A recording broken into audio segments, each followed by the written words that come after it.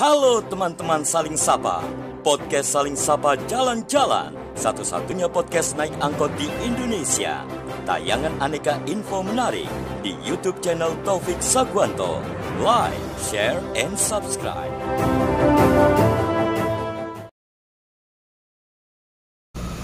Halo teman-teman Saling Sapa Jalan-Jalan podcast angkot. Episode kali ini beruntung sekali kita bertemu dengan the one and only Mr. Anto Yunus, langsung memainkan sebuah lagu.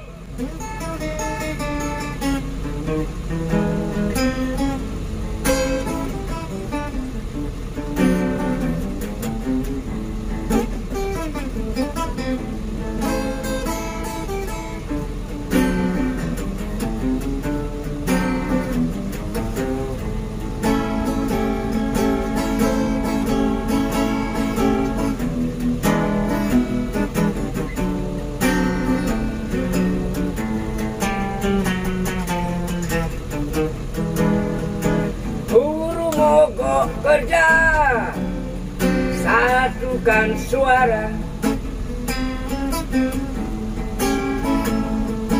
hidup untuk bekerja seperti Romusa.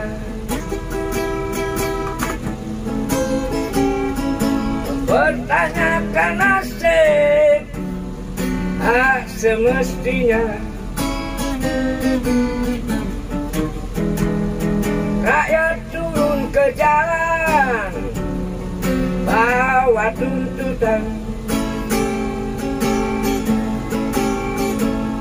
menuju gedung dewan, tak dapat tanggapan.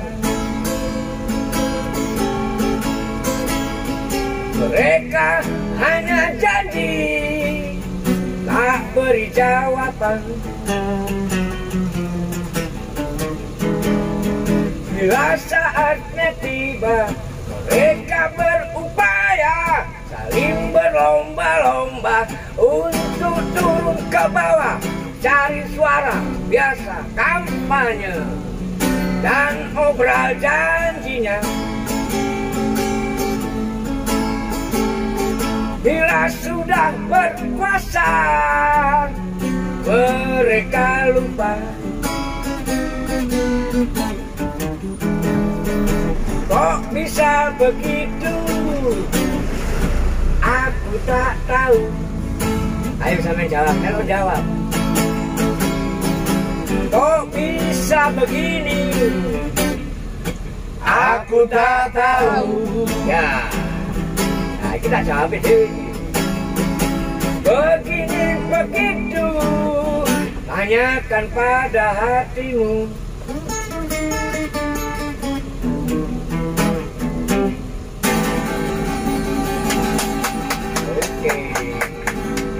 Wow, belum podcast ini sudah ada sebuah kritik tajam di mana beliau menceritakan tentang nasib buruh yang kayak Romusa. Ya. Jadi saya mau nanya nih, di awal ketertarikan musik itu ya apa sih ceritanya? Ya dari keluarga. Ada yang musisi? Oh ya, bapak sama ibu saya itu penyanyi keroncong. Lo ya jeru ya. Ya. Lebih soul ya. Ya. Ya main soul kan kalau keroncong kan. Oh iya. Kadang-kadang kan nggak janjian ketemu di perapatan gitu kan. Oh Kalau iya. mainnya itu loh, Ya. kan nggak usah latihan. Satu main ini ketemu di perapatan nanti Ya, kayak gitu. Musisi Lama gitu ya. Istilahnya buaya keroncong lama itu seperti itu. Seperti itu memang ya. Ya. Nggak ada janjian apa gitu, nggak ada ya. Tidak, mereka tidak. Jalan itu aja. Ya, Soul. luar biasa. Mereka Itu benar. yang membuat jenengan tiba-tiba tertarik ke jazz, Ya, karena blues. Ya, Pak D itu yang selalu mencokoi saya dengan musik-musik Blues era itu ya. jazz, ya. Sebetulnya supaya kalau saya sudah mendengar musik-musik yang kayak begitu, nanti kalau mendengar musik yang lain itu mudah. Oh, pintu masuknya di situ Ya. dulu.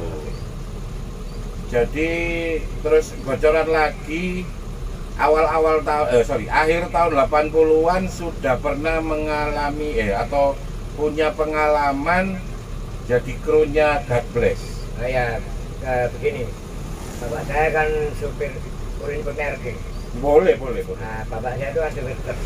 Yes. Bentul ya. Oh, Bentul. Nah, tahun 88 beliau bawa peralatan soundnya dan tahu anaknya yang suka musik saya. Nah, saya diajak ke Kalimantan. Oh, saat itu tur Kalimantan. Ya, Equator Rock tahun 88 itu. Nah, jadi melok-melok di dukur panggung, bagian nunggu panggung. Ya ngekru lah ya. Iya, ngekru. Terus sekarang. Setelah itu kemudian setahunnya lagi ikut tur 7 bintang, Paris RM, Utami, apa itu, 1,5 bulan Jawa Bali. Itu sudah ngekru atau sudah jadi main musik? Tetap enggak, masih ngekru. Ngekru dulu. Ingat nggak pertama kali jadi musisi profesional kapan? Oh ingat, saya main di atas panggung pertama kali saya tidak bisa pegang chord, hanya bisa main melodi saja. Jadi lucu. Main melodi Main tapi. melodi. Ya, itu yang gawat itu. Ya. Mulai ngarang sendiri lagu. Kalau karya sendiri itu sejak saya kemudian sudah bisa pegang chord dan sebagainya. Ya sebetulnya sebelum era ikut tur-tur God Bless itu setelah saya dari teman-teman kampung yang satu grup jazz-jazzan itu saya memutuskan keluar karena mereka tidak mau diajak bikin lagu sendiri. Saya karena pengennya saat itu mainkan lagu orang ya, lebih gampang dikenal mungkin ya. Waktu itu main-main lagu-lagu yang lagi tren aja. Terus saya punya keinginan untuk bikin karya sendiri, tidak bersambut, saya keluar. Dari situlah kemudian saya wis ngeluyur wis nanti sak isik lah. Keren. Pertanyaanku yang menggelitik gini, awal-awal karir kan pernah ditawari 2 atau 3 produser rekaman, dan pada era itu kalau mau main di dunia rekaman kan harus ke Jakarta, di Jakarta. Kenapa kok orang gelem, kok nggak mau? Gini, karena hampir semua saat itu teman-teman musisi di Malang ya, pada banyak yang ke sana. Saya nggak tahu kok, saya kepikiran lek KPKP nang Jakarta terus yang jaga daerah itu. Wah, yang jaga gawang siapa kalau semua jadi striker ya? Apa harus kudu nang Jakarta? Keren. Padahal waktu itu belum eranya internet dan sebagainya ya. Tapi saya kok nggak tahu, saya punya keyakinan masih berkarya dimanapun. Utoe dewe lokal masih tak ada hasilnya kan? Karena memang saya tidak terlalu profit oriented. Mulai benar-benar, ya itu kenapa saya nyebut seorang atau Yunus ini karena nggak ngomong profit oriented, saya nyebutnya beliau seniman. Ya walaupun sebetulnya sebutan itu berat bagi saya ya. Kan yang nyebut saya. Iya, maksudnya ya kalau merasa nggak pantas. Ya, semua maestro emang selalu merasa nggak pantas. Setuju nggak teman-teman? Setuju. Ada lagu lagi nggak yang karangannya siapa gitu yang oh ya suka? Ini karangannya dulu teman-teman penggiat sastra Muda Malang. Oh, penggiat sastra? Ya, kalian ternyata ya emang dengan penggiat sastra terus dengan anak teater dekat ya, seni rupa terus termasuk seni tradisi. Iya, pernah ikut ludruk beliau ini ngomong bahwa pernah ngasih tahu anak teater di kampus bahwa hidupmu tidak sesengsara dengan pelaku ludruk ya, yang harus naik gunung ya, mereka naik gunung bawa gerobak, betul, menyeting sendiri panggungnya, main sendiri, betapa susahnya gitu ya. Betul. Itu luar biasa karena beliau ternyata seni itu buat dia adalah sesuatu yang harus dieksplor tiada habisnya. Ada lagu lagi yang dinyanyikan monggo? Ya, ada lagu ini Gua Puisi Ragil yang sesuai mungkin dengan yang sampean tanyakan tadi. Ya. Kenapa kok saya tidak mau ini? Judulnya Aku Telah Pasti.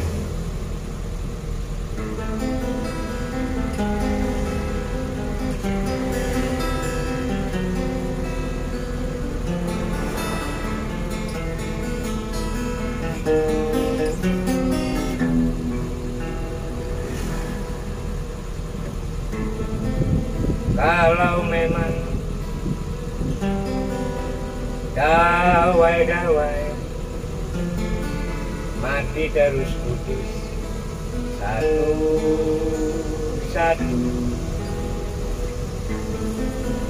biar saja lepas melecut pipi melingkari leher, kuat sebab aku telah pasti pada nada dan irama abadi menari di atas kemauan kebunyian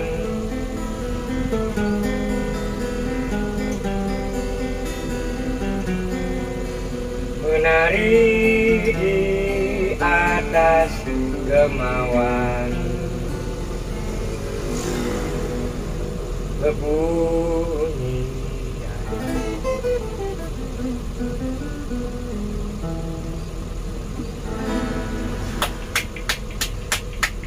Aku sampai speechless, katanya bagus ya. Ya, Jadi aku telah pasti menunjukkan bahwa seseorang itu sudah konsisten dengan nada dan iramanya sendiri. ya, boleh dibilang saya kan nggak selalu kepingin ikut mainstream gitu ya. Sastra itu, puisi itu kan selalu dibawakan dengan nada yang tidak dikenal anak sekarang ya. Betul. Itu selalu konotasinya mesti melu dan sebagainya. Padahal enggak. Tidak begitu, apalagi anak-anak senja. Dari ini buku, ojo kakean ngrungokno lagu melo, ambek ngombe kopi pas senja. Lu maripmu hilang rek. Bener. Iya kan? Maripnya hilang tambah. Maripnya hilang. Iya, jangan terlalu melo meskipun hidup ini tambah keras. Iya, betul. Kenapa kok balad setelah dari jazz, Keroncong, blues, keroncong, ya. kenapa kok balad? Yang isinya pasti keluh kesah, seduh sedan, kritikan, Ya, minus saja, minor aja. sebetulnya enggak Selalu minor ya. begitu minor. Ya, Kalau lagu yang kayak yang pertama intermezzo itu kan kebetulan saya pribadi punya teman yang pernah jadi anggota DPR, pernah jadi anggota DPRD, jadi penguasa, jadi pejabat dan sebagainya. Fungsi dari lagu itu adalah mengingatkan ya. Jadi sebagai teman saya mengingatkan ya, mengingatkannya lewat lagu. karya, lewat lagu. Jadi nggak ekstrim, langsung tabrak ya. Ya kan kalau urusan demo dan sebagainya itu urusannya teman-teman yang memang bergerak di wilayah, Ya, di aktivisnya. Kalau yang Kita musisinya ya lewat. sadar diri lah. Ya, betul. Aku selalu setiap kata-kata indah itu kenapa kok pakai namaku kan pakai Ki ya. Ya, Taufik quotes. Ya, Jadi ada quotes gitu. Ketika dengar kata-kata tadi barusan yang karyanya Ragil tadi nyenja banget ya, tapi kata-katanya itu tegas. Punya sikap bahwa aku ya nadaku, iramaku ya ini dan aku ya sudah pilihanku inilah gitu loh. ya lagu ini saya menganggapnya unik. Hmm. Sebenarnya secara nada atau nada lagu ini sudah ada sekitar tahun hampir tahun 90-an. Tapi kemudian ketemu dengan puisi yang pas itu puisinya Ragil. Jadi lagunya itu sudah kecil. Oh, nadanya sudah ada tahun 90-an. Tidak punya lirik, tidak punya saya. Liriknya justru malah. Justru ketemu punya karya lagi di tahun 2000. Berarti harus ngendap 10 tahun itu nada, itu harmoni, Iya. baru nemu liriknya 10 Iya. tahun kemudian. Nah, tantangannya di balada seperti itu. Wow. Buat saya ya tapi. Enggak. Itu buat aku indah. Jadi memang kalau dipikir-pikir sekeras apapun kritik kadang yang dilakukan oleh penyanyi-penyanyi balada, Iwan Fals, kita punya Mas Antok Baret. Kan ada 2 Antok di Malang, 1 Antok Baret, 1 Antok putranya Pak Yunus. Kan gitu. Iya. Di mata seorang Mas Antok Yunus, Iya. kritik itu sampai kapan? Sama seperti Iwan Fals, dia mengkritisi sampai dia nemu seorang presiden atau seorang sosok yang beliau sebut manusia setengah dewa dan beliau sudah menemukan akhirnya landai-landai aja, nggak terlalu keras. Buat Mas Anto, sampai kapan sih kita kritis lewat lagu kita itu? Kalau saya ketika kemudian apa yang terjadi di masyarakat kita itu sudah nggak seperti di lagu itu, mungkin lagu itu nggak perlu lagi saya nyanyikan. Tapi ketika kemudian itu berulang lagi, Akan dinyanyikan lagi. iya, Dan itu terus akan diulang sampai mati gitu ya. iya, Bener. seperti itu. Memang salah satu gunanya seniman musisi itu salah satunya adalah jadi yang kritis terhadap penguasa. Iya, Saman masih berkeyakinan itu. Oh iya, fungsinya kan kita ini mengingatkan gitu ya. Nggak memaksa. Oh enggak memaksa. Ketika kemudian saya bikin yang kayak begitu, kayak begini, dianggap wah itu aku bisa menyanyi kok. Kon tahu tak melodimu dan sebagainya. Ya terus terang saya pernah itu seperti yang begitu. Tapi kemudian kan ya berikanlah yang seperti itu ya sama yang memang yang sedang berkuasa. Ya. Jangan diberikan ke rakyat, ya kan lucu. Jadi sebuah lagu yang berjudul Indonesia tanda tanya, buah puisi dari rangkuman Refleksi 98 dari Bapak Dr. Tengsu Cahyo.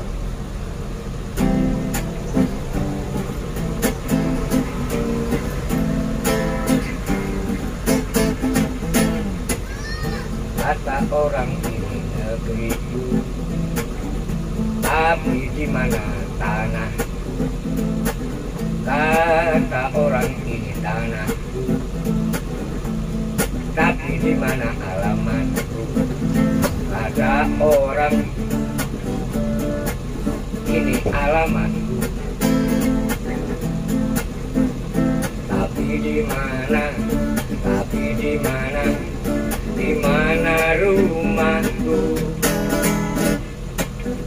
Kata orang ini rumahku, tapi di mana kamar? Kata orang ini kamarku, tapi di mana kampungku? Kata orang ini kampungku, tapi di mana? Tapi di mana? Di mana tidurku? Kata orang ini tidurku, tapi di mana mimpiku? Kata orang ini tidurku, tapi di mana mimpiku? Sepotong mimpi runtuh berkeping-keping, tajamnya menggorok habis manusiaku, bangkainya mengambang di berantas, penuh belatung menuju meja makanmu, meja makanmu, meja makanmu.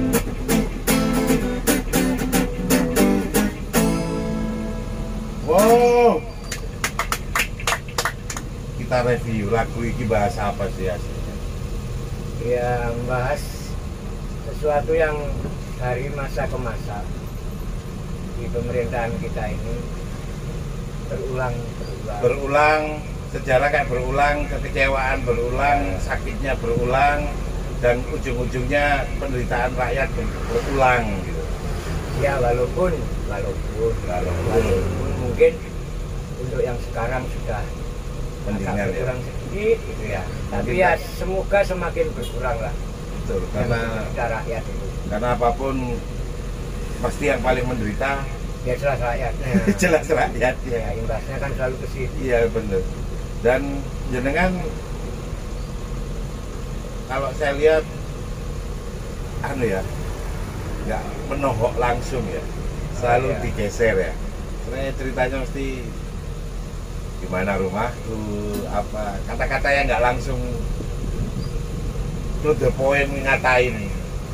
Inilah hebatnya para penyair gitu ya. Karena ini kan yang nulis penyair. Betul. Ini bukan karya saya. Betul. Lagunya saya. Iya betul. Saya bikin lagu. Itu penyair itu ya emang. Iya. Ya? Disitulah kemudian sebenarnya indahnya sebuah karya itu. Di tangan orang yang tepat itu memang kayak saya kan sangat paham betul bahwa saya ini orang yang sangat tidak mudah untuk menulis puisi, menulis lirik.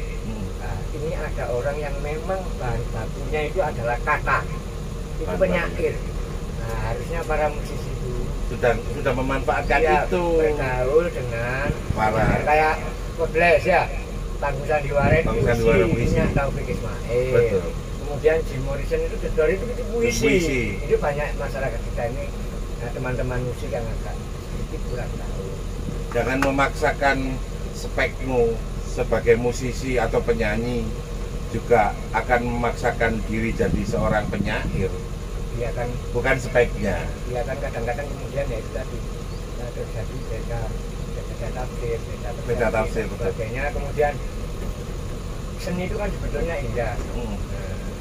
Kalau kemudian kita tulis seperti Indonesia ya, saya yang seperti ini Indonesia ya gitu ya. Bahwa seni di Indonesia itu dari saya mencermati apapun itu selalu hal yang sangat keras. Ketika itu dimasukkan di wilayah seni, dia menjadi lembut, indah, lembut, tapi tetap kerasnya terasa. Jadi belajar dari beliau bahwa ketika di tangan orang seni, di tangan orang yang memiliki bahan baku kata-kata, ya, sesuatu yang keras itu bisa tampil lembut, indah, tapi tidak kehilangan keras. Ya, betul. Mungkin terakhir bisa ngasih inspirasi nggak buat generasi muda, anak, cucu, atau next ketika kita semua nggak ada, mungkin anak-anak kita nanti, cucu-cucu kita nanti melihat tayangan ini, apa yang pengen sampai inspirasikan? Ya, seni ya, berkaitan dengan apapun, seni, ya. Pesan. Sebetulnya apapun, satu, jangan lupakan sejarah orang-orang terdahulu, Ya. Terus membaca, ya, karena terus terang generasi kita adalah generasi yang tidak suka membaca. Saya itu sebetulnya bisa begini karena membaca dan bergaul. Itu modal utama ya? Ya, saya bukan harta ya? Insya Allah bukan. Jadi kata beliau, modal utama seorang itu bisa jadi konsisten di bidangnya atau spesial di bidangnya. Satu, membaca, kedua bergaul. Bergaul dan jangan lupa. Dan sekarang anak sekarang orang baca, orang gaul, gaulnya sama benda mati. Ya, ya, itu kemudian yang ya apa ya? Mungkin beda mindset ya, konteks berpikirnya. Mereka itu kan inginnya populer, inginnya viral, akhirnya hal-hal yang nabrak norma pun hanya dilakukan hanya untuk sebuah viral. Ya, moga ini sangat menginspirasi dan semoga nanti kita punya kesempatan lagi mendatangkan beliau di podcast Angkot. Jangan kapok-kapok nih. Oke. Ya, nanti beliau akan hadir dengan puisi-puisi yang indah yang dilakukan.